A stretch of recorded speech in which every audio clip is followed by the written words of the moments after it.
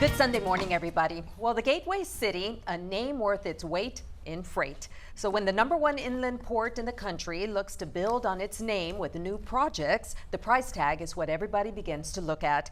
And it's the price tag that comes with questions, concerns, and a lot of suggestions. It's important to recognize that the bridge system remains in a stable financial position today. However, operating costs, infrastructure needs, and the impacts of international trade on the city's services continue to grow. If the city's objective were limited to maintaining current operations and addressing normal cost increases, more modest rate adjustments could be considered. The larger funding needs identified in the rate study are associated with future bridge expansion projects. And with that, the city manager laid out the case on the strategy to fund Laredo's bridges. City manager Joseph Nebb explained that the strategy centers on funding the city's long-term bridge infrastructure plans, a series of projects estimated to cost more than $240 million. Although trade representatives suggested the city's bridge system faces a funding crisis, the city disputed that view, citing its figures. Officials described the proposed toll increases as one directly tied to the city's future growth. No action was taken at that special called meeting, and the topic will return to City Council on Monday.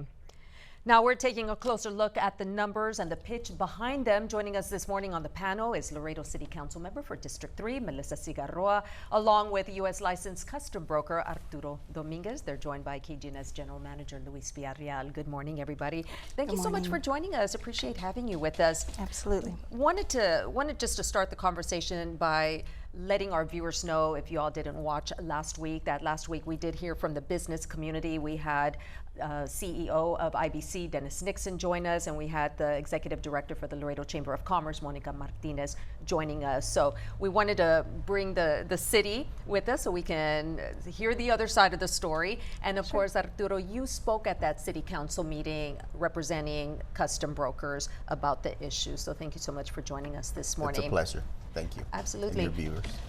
Melissa, let's start with you. Sure. Because you wanted to discuss a little bit about the figures and some information, to clarify some information on behalf of the city. Well, basically, I think what I saw at the program last Sunday was not an appreciation for what the city is trying to do. It's a $240 million expansion of our port. So that includes the World Trade Bridge and the Columbia Bridge. Those $240 million is not something that the bridge has had in a bank account. So what the city does to finance that is to float bonds. And those bonds go onto a market and they are assigned an interest rate, and lenders look at the city to see how viable this project is. And what we've been told by our financial advisor, to make this project viable and to get the best rate on these bonds, which reflect back on the taxpayers, right? I mean, it's the city's project. We need to increase our bridge revenue rates. And those rates haven't increased on the commercial side since 2018 and on the non-commercial side since 2014. So overall, if you look at the real revenue value that's happened, I guess the depreciation, it's decreased by 38% on the non-commercial side and 31% on the commercial side. And what that means to financial people is that you need to increase that base of revenue in order to be more attractive to the lenders. So as we move forward, not all cities own their bridges. So this is an investment that we're making. It's a business the city runs, and we want to be financially secure when we're running it. So we need to have that revenue base in order to attract the investment at a better rate.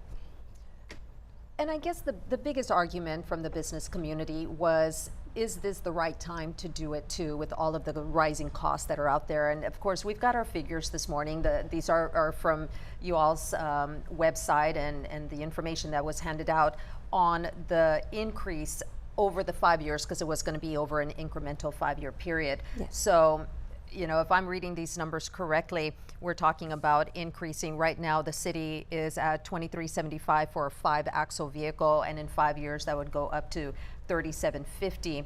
For a 2-axle vehicle, which is you and I, you and me, we'd go from $350 and then in 5 years, $850. And there's a lot of people that cross every day for work. So going from $350 to $850 a day is a lot of money. But on the commercial side, Arturo, talk a little bit about what you presented at City Council. Well, what we mentioned was that it's not the time. That's correct, because there's a lot of indicators that are showing that it's not the time.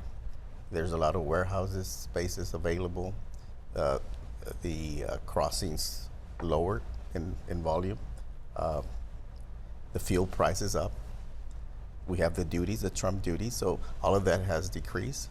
That's why we feel it's not the time. The midterms are coming up. Let's see if they'll remove the duties when the time comes. We also have the midterm. There's other things that Would there ever be a right time? Well, there's not always a right time, but we would like to wait a little bit on that. Then again, the expansion on Columbia is way much more expensive, and they don't have the volume. Besides the volume, the infrastructure in the world in their import lot is not adequate. There's only 7 lanes. They use one for the UPC, the cargo processing, and so they need to expand it. They need to fix that before Who is they? whoever mandates the import lot on Columbia. Okay. Whoever mandates has to look at the big picture, because you're going to expand the bridge, and actually they're building 2 bridges, which is $136 million. World trade is $48 million. So it's a big difference. Honestly, if we were to put a hold, that should be on hold, the Columbia Bridge for now. In the meantime, yes, we have a permit. Maybe they should start expanding it with the existing bridge. For example, close all the lanes, leave 1 lane going south. There's no traffic going south, and then open all the lanes coming north. Mm-hmm. That would start an expansion. Then you can start building if needed. But first of all, you need to fix that import lot so it can really accept. We had the burst in World Trade Bridge, and we moved our cargo to Columbia, and it was a chaos. We could only process 4,800 trucks a day. So that indicated to us that bridge needed a lot of infrastructure before you can expand those bridges at Columbia.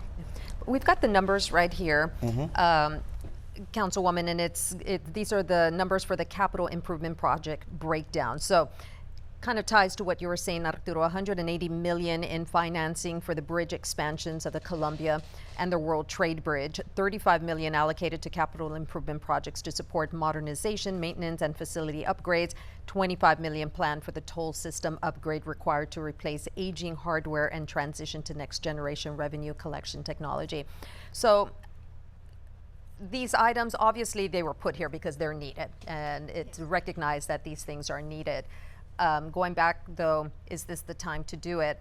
And what does it do to our leverage of being the #1 inland port when we're going to increase our rates to some of these? I'm looking at McAllen right now is at $19 and we're at 23.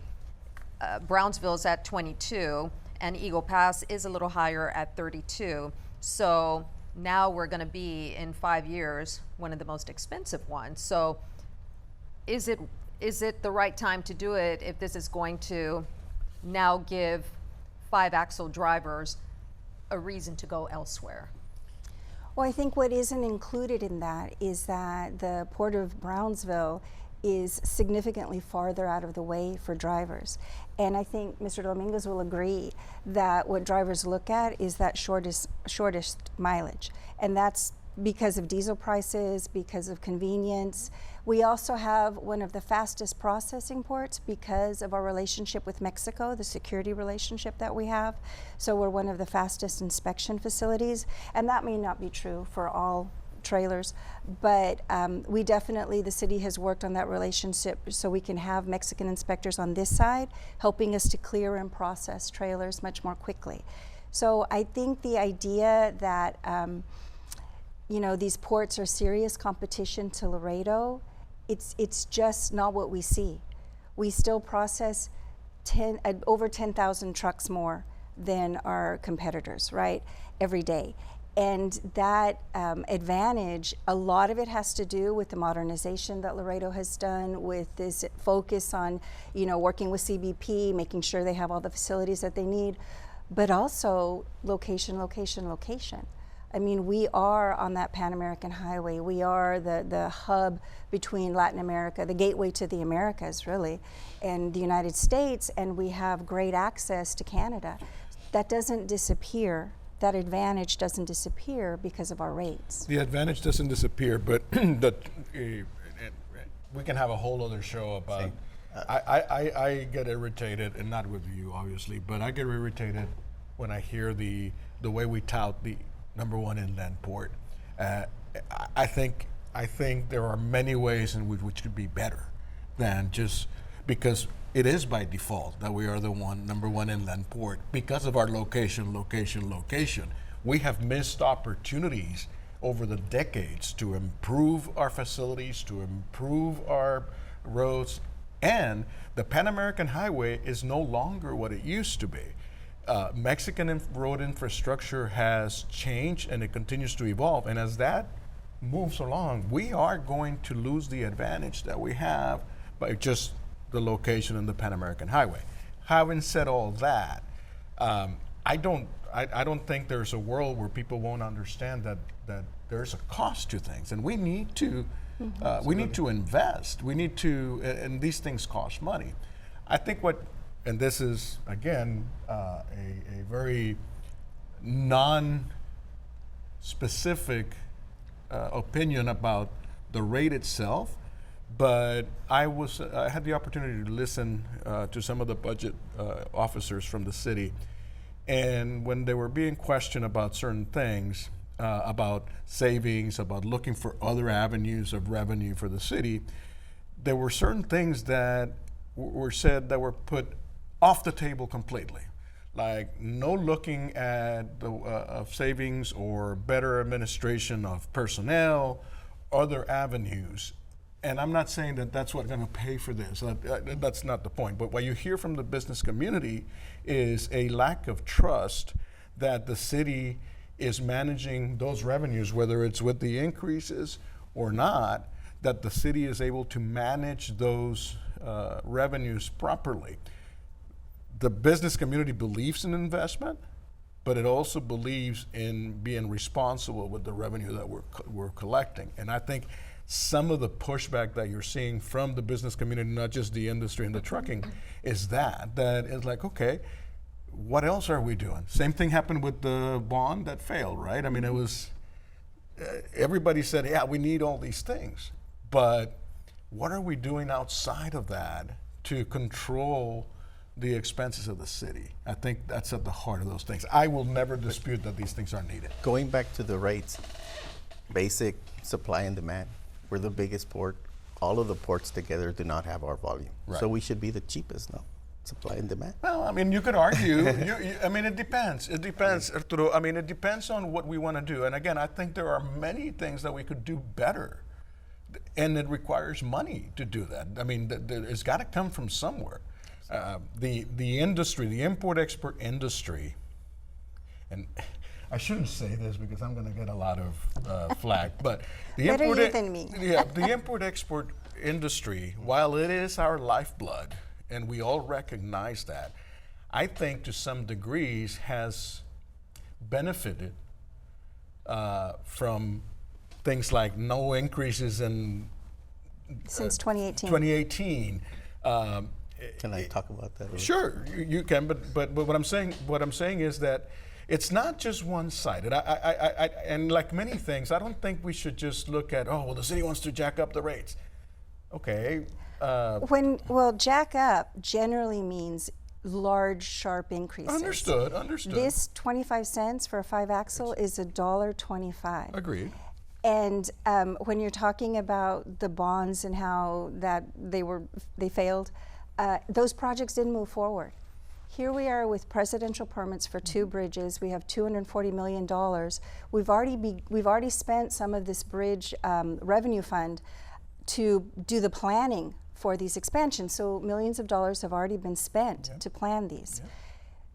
Or if we can't find the revenue source, then is the suggestion that we don't move forward with this project? I don't think that is a realistic suggestion. I don't think that's a realistic No, suggestion. I agree. And like you said, things do need to be paid for. Agreed. And I haven't gotten an answer, and I did ask it at the meeting. I did not get a good answer for what is the alternative to this.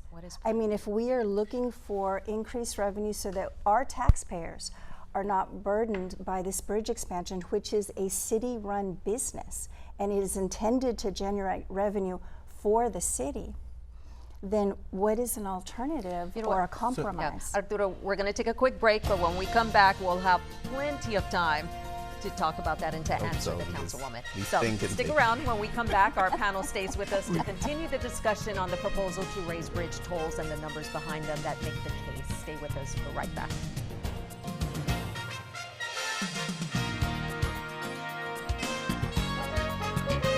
Welcome back, everybody. We are continuing the conversation on the proposed bridge toll increase from the city. And with us this morning, we welcome back. We've got Councilwoman Melissa Cigarroa with District 3, and we've got Arturo Dominguez, a licensed custom broker. So before we broke to the commercial break, Arturo, we were going to hear from you in response to what the Councilwoman was saying. I wanted to respond on going back to the last increase, because we were told that they were going to pay for the fast lanes.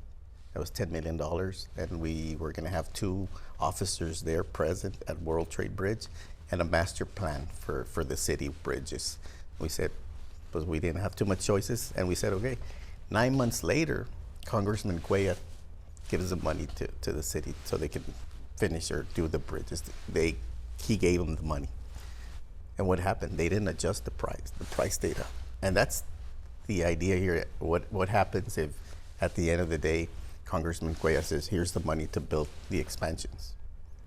What is it going to be with the increase? Are you keep it up? That's why we're saying, hold on, don't. And has there been discussion, Councilwoman, with Congressman on monies that could be available to do what you all need to do? So that we don't have to increase the bridge? For the number one port? Yes. Well, yes. I think though what I have heard, the grants that we are looking at, a total of $25 million per bridge.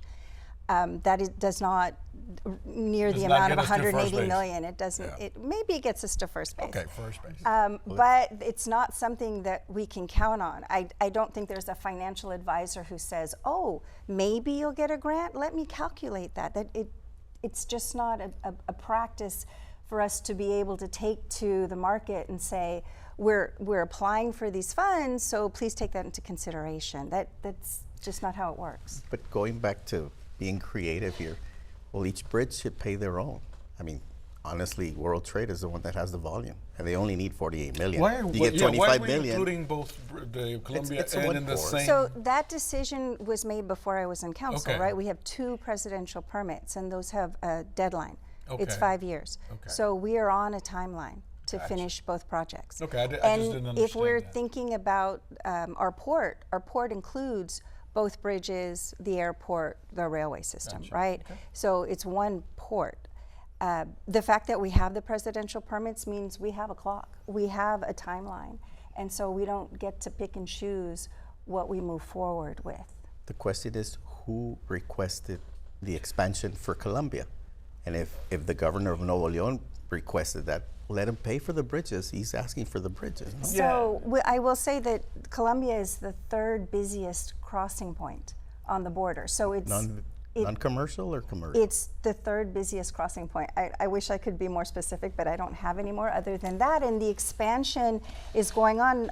We know that the nearshoring is occurring, and you know this better than I do. It's occurring in Monterrey. They've attracted like almost 70% of all of the monies, the investment coming back to Mexico because of the tariffs. I guess it started with the pandemic and the tariffs. So the vision for the future is that Colombia is going to only increase. We're planning for the future, right? So if you look at the 5-year plan, if you look at this 5-year toll increase, it's not from one day to the next. It is, we need to try to, a crystal ball, see into the future based on past performance, but also based on the investment that we're seeing. And then we want to capture it. We want to be prepared, Correct. right? We're making investments. We're going to make so we all can these grow. investments, and we're going to expand these bridges, and we're going to attract more traffic, and we're going to be awesome. And then they're going to bottle up at the checkpoint on 35 because we haven't been able to fix that mess yet. Well, and I know that's not Congressman on your. Cuellar is working on that. So Congressman yes. Cuellar has been working on it for quite some time. But there are stakeholders that are not just Congressman Cuellar that need to participate because it is insane. Well, TxDOT is aware of And, that. And I think it also has to do with the landowners around that area. But it's giving been up 30 years since we've been talking about this. Come on. That's how the government CBP works. just got $70 billion. I understand Yeah. that, but my point is we keep trying to fix ourselves here, but you're talking about being creative. I mean, there's got to be more that's done this so that we can continue to expand and continue to grow. But I don't think anybody has ever increased prices and then something happens and they decrease them. Well, I mean, to your point about why the city didn't, go back on the rate increase. We're a different council. No, I understand that, Right, but that's what the business community And looks when at. That's now. what you feel. Well, let me ask you, Councilwoman, talking about what Luis was saying and Arturo about, adjusting the increase over the 5-year period. What if it's raised, like the first year raised, 25 cents or 50 cents or whatever it is? Per axle. Per axle. And of course, everyone's got between 2 and 5 axles. Yes. But then let's say we do get the grant from Congressman Cuellar. It comes through with the grant. Does that mean you could stop year 2, 3, 4, and 5 if the money that comes in is enough? I don't. The money that we're talking about is not enough, right? Like I said, the grants that I've heard of are $25 million per bridge, so it wouldn't be enough to make everything go away, but it could be adjusted. And again, that depends on the council at the time. But when we're going out for these bonds, we just don't have the luxury of pretending we're going to have tens of millions of dollars coming in if we really don't know. Excuse my. We're going to have a new senator in November. Well, anyway, that's a different show, Arturo, altogether. Hopefully we can lobby for more money. Is this a council decision or a management decision? I think. In other words, does the city manager Neb have the authority to do this on his own? I think it needs to be voted or does on it by need to be council. voted It on? does need to be Yeah. voted on by It needs to council, be yes. voted on by council. Yeah. Okay. Let me ask you, going back to the non-commercial vehicles, all of us here, we're all non-commercial vehicles, and we were talking a little bit about the folks who cross on a daily basis and the type of burden that could create for them. And I'm talking about U.S. citizens who, cross over, or those who are allowed to work here, they have work permits, or even the kids, that come to school. So over 5 years, we're going to go from 350 to 850, and that's every day. So now, not only are we affecting the commercial industry, but we're affecting everybody, everybody else, along with gas and groceries and inflation. So is there just anywhere else that we can look at for this kind of money? Last week, Mr. Nixon called our bridge Laredo's golden goose because it is the golden goose that keeps producing gold. So is there any place else that we can look at so we're not burdening the regular everyday citizens as well as our commercial industry? I think everybody has to pay the burden of Pay the growth. piper. Everybody. Pay the piper. Everybody, including city administration. And I think that's where I tend to push back a little bit, because I think absolutely the commercial import-export industry should contribute. I think that everybody should. But again, I think that the disconnect comes at a point where, again, we are maybe not willing to be as creative as we can, and maybe we could adjust some of these numbers a little bit by saying, okay, we're going to reduce workforce over here by X%. I don't know. I'm just saying that there needs to be a little more creativity. The city can't just, the city, state, whatever entity it is, we can't just print money because it comes from the taxpayers. We can't, not as a business. We can't do that. We have to look, okay, this is what we can live off, and then this is a whole thing. And then we start hearing things, well, we have to pay for police and fire. ooh, that's to scare me. I don't want you to touch police and fire. But there's plenty of other places where we could be more efficient. Police and fire take up 63% of the city budget. I get it. There's okay. 40, 30. So then you're talking about 37% of the budget that you're willing to look at. And 37% of the budget supports all of the other services that are not enterprise funds. Yes. 37% of the budget, you will not find tens of millions of dollars in savings in order to make this project happen Could you find $10 without million? increasing rates. Could you find $10 million? I don't think so, and I'll tell you why. Okay. We are a growing city, which is a great position to be in, but we are capped by the state at 3.5% growth. Everything has gotten more expensive. Laying down water pipe to reach a new neighborhood, expanding police and fire services, all of that costs millions of dollars. So we're not going to find $10 million in savings. We just, as a city, we're expanding so much. We have these services that we have dedicated to our citizens to improve their quality of life, and we would have to cut majorly in order to reach these type of savings, and then would citizens really consider it a savings if it affects their quality of life?